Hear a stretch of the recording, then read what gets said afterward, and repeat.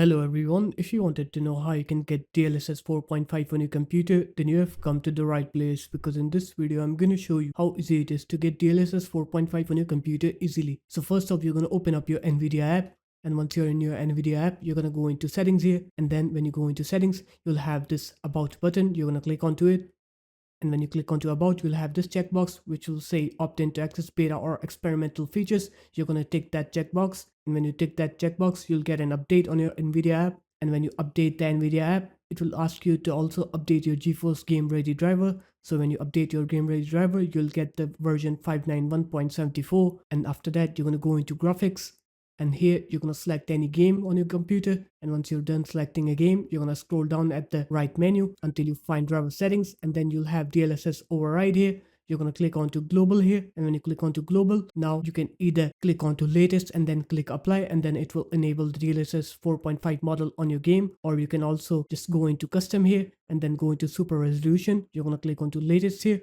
and when you click onto latest, you'll have preset L and preset M. So both of these presets are DLSS 4.5. So just click onto any preset here, and after that click apply. And once you click apply, it will apply the DLSS 4.5 model on your game.